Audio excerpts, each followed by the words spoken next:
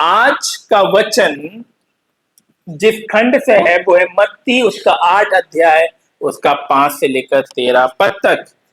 Gospel of Matthew chapter 8 versus 5 to 13। मत्ती रचित सुसमाचार की पुस्तक उसका 8वां अध्याय और उसके 5 पद से लेकर 13 पद तक।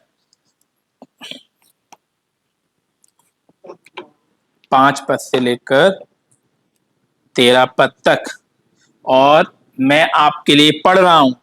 मत्ती 8:5 से 13। जब वो कफरनहूम में आया तो एक सूबेदार ने उसके पास आकर उससे विनती की, हे प्रभु, मेरा सेवक घर में लकवा रोग से बहुत दुखी पड़ा है। उसने उससे कहा, मैं आकर उसे चंगा करूंगा। सूबेदार ने उत्तर दिया, हे प्रभु, मैं इस योग्य नहीं कि तू मेरी छत तले आए, परंतु केवल मुख से कह दे तो मेरा सेवक चंगा हो जाएगा। क्योंकि मैं भी पराधीन मनुष्य हूं और सिपाही मेरे अधीन है। जब मैं एक से कहता हूं जा तो वो जाता है, और दूसरे से आ तो वो आता है, और जब अपने दास से कहता हूं यह कर तो वह करता है। ये बात सुनकर यीशु को अचंभा हुआ, और जो उसके पीछे आ रहे थे उनसे कहा, मैं तुमसे सच सच कहता हूं, मैंने इज़राइल में भी ऐसा विश्वास नहीं पाया। और मैं तुमसे कहता हूं कि पूर्व और पश्चिम से बहुत से लोग आकर अब्राहम और इसहाक और याकूब के साथ स्वर्ग के राज में बैठेंगे, परंतु राज के संतान बाहर अंधकार में डाल दिए जाएंगे, वहां रोना और दांतों का पीसना होगा। तब यीशु ने सूबेदार से कहा, जा, जैसा तेरा विश्वास है वैसे ही तेरे लिए हो। और उसका सेवक उसी घड़ी चंगा हो गया। परमेश्वर के वचन के पढ़े सुने और माने जाने पर आशीष हो, आमीन। अगर हम देखें मत्ती 5 अध्याय और उसका 5 से 7 अध्याय तक हमें पहाड़ी उपदेश के बारे में जानने को मिलता है। पहाड़ी उपदेश क्या है? जब यीशु मसीह ने यह बताया है कि परमेश्वर का राज कैसा है, परमेश्वर का राज कैसा नहीं है, परमेश्वर के राज में क्या होता है। हम पृथ्वी के नमक हैं, हम पृथ्वी के ज्योति है, और हमें दान कैसे करना है, हमें उपवास कैसे करना है, हमें किसी पर दोष नहीं लगाना है। अलग अलग बातें मत्ती 5 से 7 में हमें देखने को मिलती है। मगर जब हम इस चीज में आते हैं और जब हम मत्ती 8 में आते हैं तो हम ये देखते हैं कि परमेश्वर यीशु मसीह अब उस राज की बातों को एक एप्लीकेशन के तौर पे कर रहे हैं। मत्ती 5 से 7 ये लिखा हुआ है कि परमेश्वर का राज कैसा है, और मत्ती 8 उसका 1 से है कि परमेश्वर का राज ऐसा है। और पिछली बार हमने मत्ती 8 और उसका 1 से 4 देख रखा था, और मत्ती 8 और उसका 1 से 4 में था कि जब एक रोगी व्यक्ति यीशु मसीह के पास आता है तो उसको यीशु मसीह चंगाई देते हैं। व्यवस्था के हिसाब से एक रोगी व्यक्ति अशुद्ध होता है। एक रोगी व्यक्ति को किसी और व्यक्ति के पास आने का कोई अधिकार नहीं है, और उसके लिए पूरी व्यवस्था है। मत्ती 5 से 7 में यीशु मसीह ने कहा कि मैं व्यवस्था को मिटाने नहीं परंतु मैं व्यवस्था को पूरा करने आया हूं। और जब यीशु मसीह के पास वो रोगी व्यक्ति आया तो यीशु मसीह ने उसे शुद्ध किया, और जो कि शुद्ध कहने का काम सिर्फ और सिर्फ याजक का था। तो पिछली बार हमने मत्ती 8 उसके 1 से 5 में ये देखा था, 1 से 4 हमने ये देखा था कि यीशु मसीह एक याजक का काम कर रहे हैं। जब उस व्यक्ति से कहते हैं कि मैं चाहता हूं कि तू शुद्ध हो जाए, यीशु मसीह ने उसे छुआ और वो शुद्ध हो गया। अब यीशु मसीह थोड़ा आगे बढ़े हैं। हमें ये ध्यान रहे कि पूरी की पूरी भीड़ यीशु मसीह के पीछे है। अभी अभी एक व्यक्ति आया जिसको कोढ़ था, यीशु मसीह ने उसको चंगाई दे दी है। व्यवस्था के हिसाब से उसे चंगा होने का हक नहीं था क्योंकि वो अशुद्ध व्यक्ति था। वो व्यक्ति जब लोगों की भीड़ में था वो लोगों को अशुद्ध कर रहा था, मगर उसके बाद भी यीशु मसीह ने उसे चंगाई दी और यीशु मसीह ने व्यवस्था को पूर्ण किया। अब एक कफरनहूम में आया एक सूबेदार ने उसके पास आकर उससे विनती की, तो एक सूबेदार व्यक्ति अब यीशु मसीह के पास आ रहा है। अच्छा, हमें जानने की आवश्यकता है कि जो सूबेदार है ये क्या होते हैं। ये रोमी द्वारा रखे गए वो लोग होते हैं जो यहूदी जमीन में, यहूदी लोगों के बीच में, ये एक टाइप का पुलिस होता है। एक टाइप के पुलिस की तरह ये लोग काम करते हैं, जो देखरेख करते हैं कि शहर में सब अच्छे से चल रहा है कि नहीं। और एक सूबेदार के अंडर में 100 लोग होते हैं। एक सूबेदार के अंदर में 100 लोग होते हैं और 100 लोगों को वो जैसा कहेगा वो होगा। ये सूबेदार के अंदर में 100 लोग हैं, ठीक है। अब ये जानता है कि एक अधिकार क्या होता है, ये जानता है कि एक अधिकार में रहने का मतलब क्या है। अब आप ध्यान दीजिए, जब वह कफरनहूम में आया, कौन? जब यीशु मसीह जब वह कफरनहूम में आया तो सूबेदार ने उसके पास आकर उससे विनती की। ये सूबेदार जो व्यक्ति है ये अन्य जाति है, ये यहूदी नहीं है। और यहूदियों के हिसाब से एक अन्य जाति व्यक्ति क्या होता है? वो अशुद्ध होता है यहूदियों के हिसाब से। तो अगर देखा जाए तो इस अन्य जाति का यहूदी यीशु मसीह से कोई लेन देन नहीं है, और यहूदियों को मना होता है कि वो किसी भी अन्य जाति से बात नहीं करे और या किसी प्रकार का मेल जोल भी उनसे रखे। मगर यहां पर एक अन्य जाति व्यक्ति यीशु मसीह के पास आकर कह रहा है और उससे विनती कर रहा है, हे प्रभु, मेरा सेवक घर में लकवा रोग से बहुत दुखी पड़ा है। जैसे मैंने आपसे कहा था, एक सूबेदार के अंडर में 100 लोग होते हैं। उन्हीं 100 में से कोई एक जन जो उसका सेवक था वो लकवा रोग से पीड़ित था। मेरा सेवक घर में लकवा रोग से बहुत दुखी पड़ा है। वो परेशान था। वो व्यक्ति नहीं आया। आया कौन? सूबेदार आया, जो उसका मास्टर था, जो उसका हेड था। वो व्यक्ति नहीं आया जिस व्यक्ति को लकवा रोग से पीड़ित था, नहीं, वो नहीं आया। बट उसके बदले में एक अन्य जाति व्यक्ति आया। उसने उससे कहा, यीशु मसीह ने उससे कहा, मैं आकर उसे चंगा करूंगा। यीशु मसीह का मैं आऊंगा, आ रहा हूं, मैं आना चाहता हूं और मैं आकर उस लकवा ग्रस्त व्यक्ति को चंगा करना चाहता हूं। सूबेदार ने उत्तर दिया, हे प्रभु, मैं इस योग्य नहीं कि तू मेरी छत तले आए। मैं इस योग्य नहीं कि तू मेरी छत तले आए, केवल मुख से कह दे तो मेरा सेवक चंगा हो जाएगा। यह बात बहुत अजीब है, क्योंकि ऐसा होना असंभव टाइप का है। ये कुछ ऐसा है कि हम डॉक्टर से कह रहे हैं कि आप बिना देखे ही और बिना दवाई के ही आप किसी व्यक्ति को ठीक कर दो। असंभव है, ऐसा हो ही नहीं सकता। मगर जब यीशु मसीह ने देखा कि एक अन्य जाति व्यक्ति यीशु मसीह की महानता को समझ रहा है कि यीशु मसीह कौन है, और उसके पीछे एग्जाम्पल भी उस व्यक्ति ने, उस सूबेदार ने कहा है। क्यों मैं ऐसा कह रहा हूं? देखिए 9 पद में है, क्योंकि मैं भी पराधीन मनुष्य हूं और सिपाही मेरे अधीन है। जब मैं एक से कहता हूं जा तो वो जाता है, और दूसरे से आ तो वो आता है, और जब अपने दास से कहता हूं यह कर तो वो यह करता है।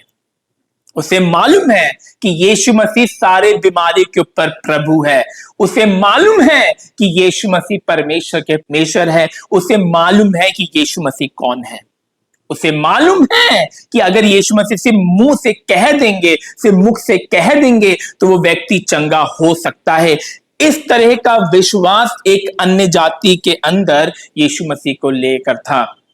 और जब यीशु मसीह ने ये चीज देखी, यीशु मसीह को अचंभा हो गया बहुत। अरे, और कोई एक नया व्यक्ति मसीह में आता है और हम उसके विश्वास को देख के कहते हैं, यार इसका विश्वास तो कितना मजबूत है, इसका विश्वास तो मुझसे भी अच्छा है। मगर हमें ये ध्यान रखना है कि उस व्यक्ति का अगर विश्वास मजबूत है तो किस चीज के ऊपर मजबूत है? उस व्यक्ति का विश्वास यीशु मसीह के ऊपर है। उस व्यक्ति का विश्वास इस चीज के ऊपर नहीं है कि वो ठीक हो जाएगा। देखिए यहां पर 2 बातें अलग अलग हैं जो हमें अंडरस्टैंड करना होगा।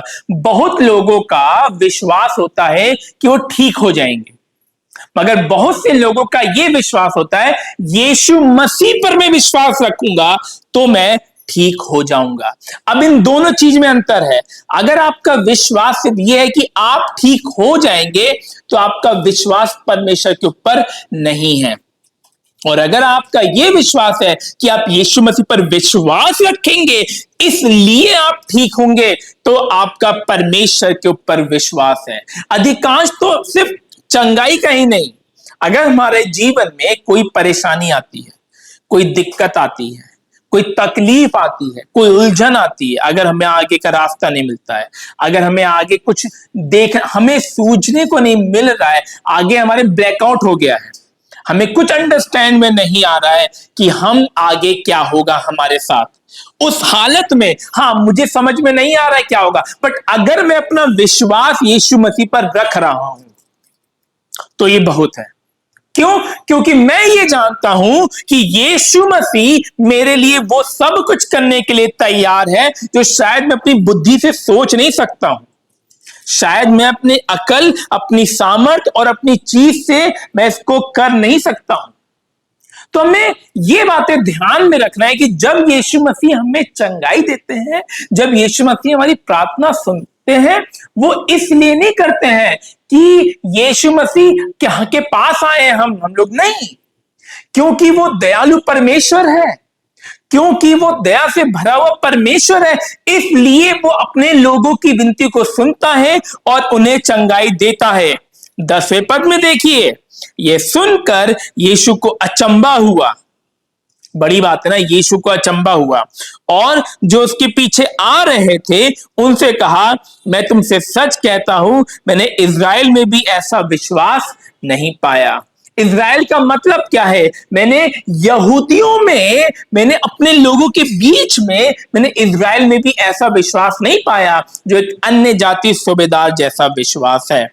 और 11 पद में, और मैं तुमसे कहता हूं पूर्व और पश्चिम से बहुत से लोग आकर अब्राहम और इसहाक और याकूब के साथ स्वर्ग के राज में बैठेंगे, परंतु राज के संतान बाहर अंधकार में डाल दिए जाएंगे, वहां रोना और दांतों का पीसना होगा। क्यों? क्यों यीशु मसीह ने उसको चंगाई देने से पहले ये सारी की सारी बातें कही? सिर्फ यीशु मसीह चंगाई नहीं दे सकते थे, यीशु मसीह कह सकते थे जा तेरा सेवक चंगा हुआ, जो यीशु मसीह आगे 13 पद में कहेंगे, मगर क्यों यीशु मसीह ने उससे पहले कुछ और कहा? क्योंकि बहुत बार हम लोग यीशु मसीह के विश्वास में या यीशु मसीह में होते होते हम भूल जाते हैं कि हम यीशु मसीह पर विश्वास कर रहे हैं, और मसीहत हमारे लिए सिर्फ क्रिसमस रह जाती है, सिर्फ ईस्टर रहती है, सिर्फ संडे को चर्च होना होता है, सिर्फ अपने आप को मसीह कहना होता है, सिर्फ जय मसीह की कहना होता है। हमारे लिए मसीहत शायद इन्हीं 5-6 चीजों में सिमट के रह जाती है। कहीं पे कन्वेंशन है, हम जाएंगे वहां, कहीं मीटिंग है, हम जाएंगे वहां, हम जय मसीह ही बोलते हैं, हमारा नाम क्रिश्चियन है, और हम ईस्टर मनाते हैं, हम क्रिसमस मनाते हैं, हम केक खाते हैं, हम चर्च आते हैं, बस। बहुत बार हमारा जो विश्वास है वो इन्हीं सब चीजों में मिलकर रहता है, बस अगर हम ये सब कर रहे हैं तो हम क्रिश्चियन हैं। और उस विषय में यीशु मसीह कहते हैं राज के संतान बाहर अंधकार में डाल दिए जाएंगे, वहां रोना और दांतों का पीसना होगा। मतलब क्या है? राज के संतान जो सच में उस चीज के हकदार थे।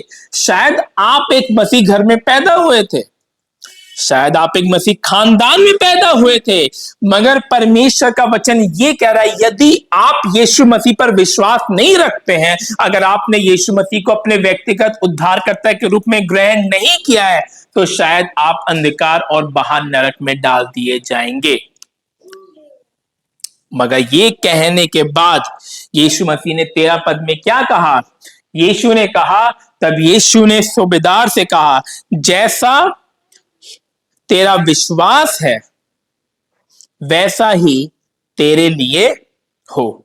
और उसका सेवक उसी घड़ी चंगा हो गया। ये बड़ी अजीब बात है।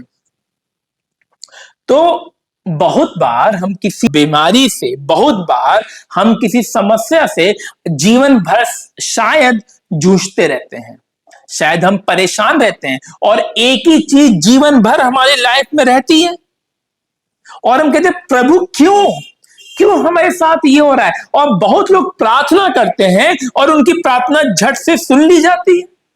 प्रभु मैं प्रार्थना कर रहा हूं, मेरे साथ तो नहीं हो रहा है ठीक। उस भाई ने या उस बहन ने प्रार्थना की और उनकी प्रार्थना सुन ली गई, चंगे भी हो गए। क्यों क्यों? तो हमें यह जानना है कि कभी भी यीशु मसीह आपको चंगाई देते हैं या यीशु मसीह आपकी प्रार्थना को सुनते हैं तो वो यीशु मसीह की दया है। वो अपनी दया में होकर हमें चंगाई देते हैं। हम परमेश्वर के लिए कुछ कर नहीं सकते हैं कि हम परमेश्वर को जबरदस्ती चंगाई खींच कर लेकर आ जाए। हम कितना भी डांस कर ले, अगर परमेश्वर को चंगाई नहीं देनी होगी वो चंगाई नहीं देगा। पौलुस जिसने आधे से ज्यादा नया नियम लिखा है उसने ये कहा, मैंने 3 बार प्रार्थना किया और परमेश्वर ने क्या कहा, मेरा अनुग्रह तेरे लिए काफी है। पौलुस पौलुस जैसा व्यक्ति, उसकी प्रार्थना नहीं सुनी गई और उसकी प्रार्थना क्या थी, हे प्रभु एक कांटा मुझे चुभाया गया है और मेरी विनती है तू ये कांटा हटा ले। हमें नहीं मालूम वो कांटा क्या है, बट हमें ये मालूम है कि शायद जीवन भर पौलुस से वो कांटा हटाया नहीं गया। पौलुस भी कह सकता था, अरे मेरी समस्या नहीं हो रही है हल, मेरी चीज नहीं हो रही है ठीक, क्या करना मसीहत में रहकर, छोड़ दो मसीहत, एक ही चीज को लेकर मैं प्रार्थना कर रहा हूं और जब यही नहीं हो रहा है ठीक तो आगे की चीज कैसे होगी ठीक। नहीं, हम पर देखिए चंगाई हमारा हक नहीं है, ये उसकी दया है। अपनी दया में होकर वो हमें चंगाई देता है। उद्धार हमारा हक नहीं है, वो अपनी दया में होकर अपने पुत्र के द्वारा हमें उद्धार देता है। और यहां पर ये व्यक्ति इस चीज को जान रहा था, हे प्रभु मेरे सेवक को चंगा कर दे, और कहा मैं योग्य नहीं हूं प्रभु आप मेरे घर आए, क्योंकि मैं जानता हूं कि आपके पास वो अधिकार है जिससे आपके कहने मात्र से ही मेरा सेवक जो घर में है वो चंगा हो जाएगा। और यही चीज हुई और यीशु मसीह ने उसके सेवक को चंगाई देने से पहले उद्धार की ओर इशारा किया, कहा कि मैं तुमसे सच कहता हूं पूरब और पश्चिम से बहुत से लोग परमेश्वर के राज के अधिकार के वारिस होंगे, मगर जो परमेश्वर के संतान के वारिस है, जो राज के वारिस है, वो अंधकार में डाल दिए जाएंगे। इसका मतलब ये कि बहुत से यहूदी लोग और शायद बहुत से क्रिश्चियन लोग जो यीशु मसीह पर अपना विश्वास नहीं रखते हैं वो नरक में जाएंगे। और वो लोग जो यीशु मसीह के उद्धार की योजना को समझते हैं, जो वो ये जानते हैं कि यीशु मसीह उनके पापों के लिए मारे गए, गाड़े गए, 3 दिन बाद जी उठे, शायद वो लोग परमेश्वर उनको चंगाई देंगे, यहां भी देंगे और वहां भी देंगे। यीशु मसीह ने उससे कहा 13 पद में, तब यीशु ने सूबेदार से कहा, जा जैसा तेरा विश्वास है वैसा ही तेरे लिए हो, और उसका सेवक उसी घड़ी चंगा हो गया। ये व्यक्ति आया था यीशु मसीह के पास उसके सेवक की चंगाई के लिए, और अब यीशु मसीह कह रहे हैं जा तेरा ऐसा विश्वास है कि अगर मेरे कहने से तेरा सेवक ठीक होगा तो तेरे विश्वास के हिसाब से हो। अब यीशु मसीह ने उससे कहा जा।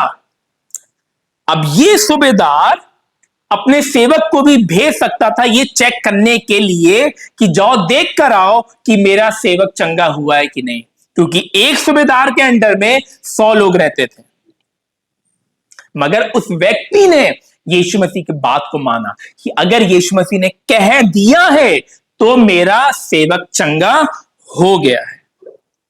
तो अधिकांश हमें बहुत बार जब हम यीशु मसीह के पास आते हैं और हम बहुत बार यीशु मसीह की आज्ञा नहीं मानते, हम यीशु मसीह पर विश्वास नहीं रखते कि अगर यीशु मसीह ने ये कहा है तो ऐसा हो गया है, अगर परमेश्वर के वचन में ये कहा है कि मेरे पाप क्षमा हो गए हैं तो मुझे ये विश्वास रखना है कि मेरे पाप क्षमा हो गए हैं। लकवाग्रस्त व्यक्ति कैसा होता है बताइए? वो बिल्कुल अच्छा होता है क्या? वो चल सकता है? नहीं, उसको आममर्रा की चीज में कितनी दिक्कत होती है, शायद मैं और आप इस चीज का एहसास नहीं कर सकते हैं। बट उनसे पूछिए जिनको लकवा है, वो बोल भी नहीं सकते हैं ठीक से, वो बैठ भी नहीं सकते हैं ठीक से, वो खड़े भी नहीं हो सकते हैं ठीक से। लकवे का मतलब क्या होता है? पैरालाइज होना। ये व्यक्ति, ये सेवक पैरालाइज था, वो बेड पर पड़ा हुआ था। तो उसका स्वामी गया और उसके लिए यीशु मसीह से विनती की, यीशु मसीह मैं चाहता हूं कि आप मेरे सेवक को ठीक कर दे। यहां पर मैं आपका ध्यान थोड़ी देर खींचना चाहता हूं। आप हम में से अधिकांश लोग किसी ना किसी लकवा से ग्रसित होते हैं। जैसे शायद हम फिजिकली हम ठीक है, शायद मेंटली हमें लकवा हो गया है। मतलब क्या है? जैसे फिजिकली लकवा ग्रस्त व्यक्ति आम मर्रा वाली चीज कर नहीं सकता है। अगर हमारे मन में लकवा हो गया है तो हम आम मर्रा की चीजें सोच नहीं सकते हैं, हम अपने लिए ठीक से सोच नहीं सकते, हम अपने लिए ठीक से फैसला कर नहीं सकते हैं, क्योंकि हमारे मन में क्या हो गया है? लकवा हो गया है। अगर हम आत्मिक रूप से हमें लकवा हो गया है तो हम परमेश्वर की अहमियत को कभी जान नहीं पाएंगे। हम जान नहीं पाएंगे कि परमेश्वर कितने जरूरी है, कि परमेश्वर के उद्धार की हमें कितनी आवश्यकता है। अगर हमें पाप के लिए हम लकवा ग्रसित हैं तो हम पाप को आसानी से लेंगे। अरे पाप है, अरे एक ही पाप तो हुआ है, हटाओ, करना क्या है। अगर हमें लकवा हो गया है अपने रिश्तों को लेकर तो शायद रिश्ते हमारे लिए उतने महत्वपूर्ण नहीं है। जो रोजमर्रा की बातें हैं, जो एक आम सी बात है, उसको करने के लिए, उसको निभाने के लिए हमें इतना एफर्ट लगता है कि ऐसा लगने लगता है कि शायद ये चीज संभव नहीं है। जो फिजिकली लकवा ग्रसित होता है उसके लिए उठना बैठना बोलना बहुत मुश्किल होता है, उसके लिए एक चैलेंज है और बहुत बड़ी बात है। मैं हाथ उठा सकता हूं, मैं खड़ा हो सकता हूं, मैं बोल सकता हूं, बट इसकी अहमियत आप एक लकवा ग्रसित व्यक्ति से पूछिए, जिसको पैरालाइज है, जिसको लकवा है, वो इंपॉर्टेंट जानता है। अरे आप खड़े हो सकते हैं, आप बैठ सकते हैं, ये बहुत बड़ी बात है, ये एक आशीष है। तो फिजिकली हम देख सकते हैं, बट अगर हम परमेश्वर से दूर हैं, अगर हम परमेश्वर के पास नहीं हैं, तो हम आत्मिक रूप से और मानसिक रूप से और अपने रिश्तों में हमें लकवा हो गया है।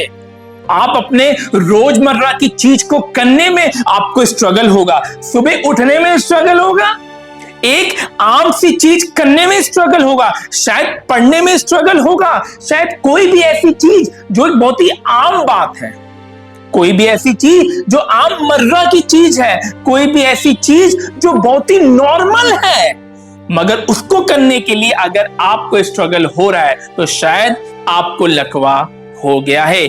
और इस लकवे से अगर कोई व्यक्ति चंगाई दे सकता है तो वो सिर्फ और सिर्फ यीशु मसीह है। तो हमें करना क्या है? हमें यीशु मसीह पर विश्वास करना है। हमें ये विश्वास करना है कि यीशु मसीह हमारी इस लकवे वाली हालत को, चाहे वो मानसिक हो, चाहे वो पाप को लेकर हो, चाहे वो हमारे आत्मिक जीवन में हो, चाहे वो रिश्तों में हो, यीशु मसीह उसे चंगा कर सकता है। अगर यीशु मसीह फिजिकल लकवे को ठीक कर सकते हैं अपने कहने मात्र से, तो यीशु मसीह हमारे मानसिक, आत्मिक और रिश्तों वाले लकवों को भी ठीक कर सकते हैं सिर्फ कहने मात्र से। हमें यीशु मसीह के पास आना है और अपना जीवन उसे देना है। आइए हम प्रार्थना करें।